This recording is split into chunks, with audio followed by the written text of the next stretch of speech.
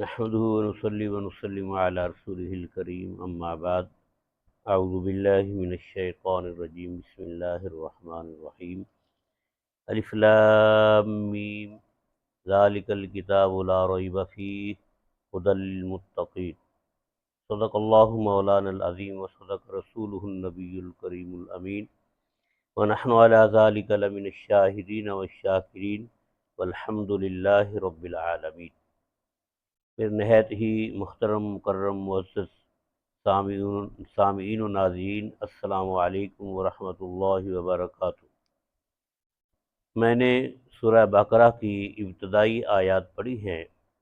سورہ بقرہ قرآن پاک کی سب سے بڑی سورت ہے اور اس میں 40 رکوع ہیں اور 286 آیات ہیں، اور اس سورت کا نام سورہ بقرہ ہے۔ بقرہ کا معنی ہوتا ہے گائے۔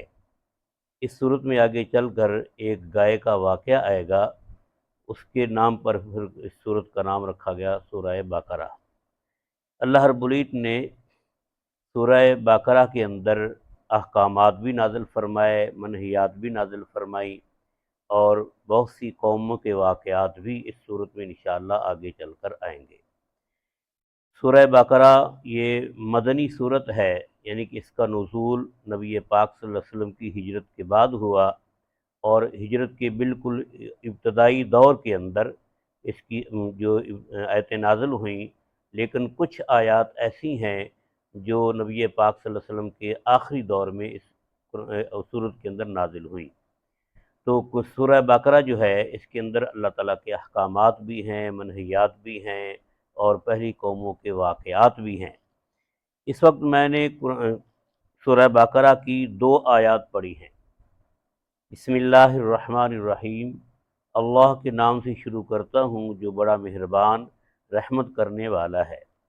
الف لام میم، ذالک الکتاب، یہ کتاب، لا ریبہ، نہیں ہے شک، فیہ، اس میں، ھدی للمتقین، ہدایت ہے پرہیزگاروں کے لیے۔ اس سورت کی ابتدا حروف مقطعات سے ہو رہی ہے۔ مقطعات لفظ جو ہے یہ قطع یقطع سے ہے، جس کا معنی ہوتا ہے الگ الگ کرنا یا کاٹنا۔ تو یہ چونکہ حروف الگ الگ کر کے پڑھے جاتے ہیں، جیسے الف، لام اور میم، تو اس لیے ان کو حروف مقطعات کہتے ہیں، لیکن ان کا ترجمہ یا ان کا مطلب اللہ اور اللہ کے رسول کے علاوہ کسی کو علم نہیں۔ اللہ اور اللہ کے رسول کے درمیان یہ راز ہے جو اللہ رب العزت نے اس میں رکھا ہے، امت پر یہ راز نہیں کھولا گیا۔ اس لیے جب بھی یہ آیت پڑھی جاتی ہے، جہاں بھی قرآن پاک کے اندر یہ حروف مقطعات ہوں گے، تو یہی کہا جائے گا کہ واللہ عالم بمرادہ، کہ اللہ رب العزت ہی اس کی مراد کو بہتر جانتے ہیں، امت پر اس راز کو نہیں کھولا گیا۔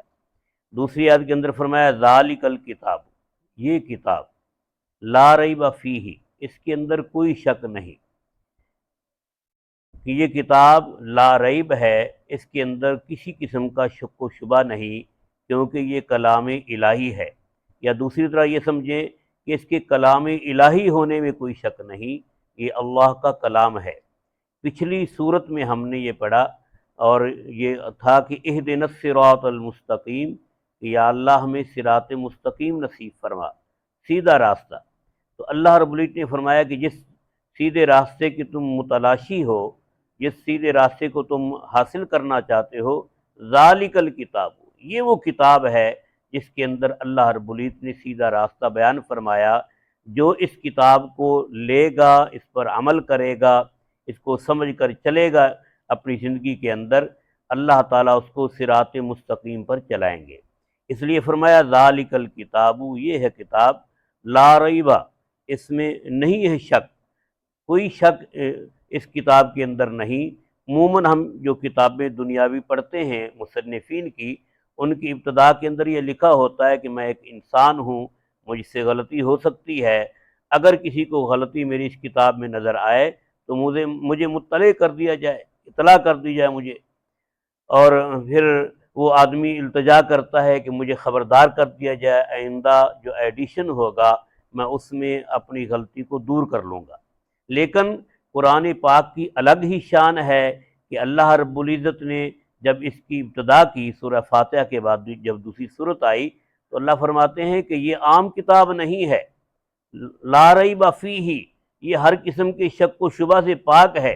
اس پوری کتاب کے اندر کوئی کسی قسم کی غلطی نظر نہیں آئے گی، کوئی کسی قسم کا جو ہے اس کے اندر شک نظر نہیں آئے گا، ہر قسم کے عیوب اور شکوک سے اللہ رب العزت نے اس کتاب کو پاک کر دیا۔ فرمایا کہ ھدی للمتقین، یہ ہدایت ہے پرہیزگاروں کے لیے، کہ جو لوگ جن کے دلوں کے اندر اللہ کا ڈر ہے، خوف ہے، ان کی یہ رہنمائی کرتا ہے اور ان کو منزل مقصود تک پہنچاتا ہے۔ دنیا کے اندر بھی ان کے لیے کامیابی ہے اور آخرت میں تو یقیناً ان لوگوں کے لیے کامیابی ہے جن لوگوں کے دلوں کے اندر اللہ کا ڈر ہے اور پھر اس ڈر کے ساتھ اس کتاب کو لیتے ہیں، اس پر عمل کرتے ہیں۔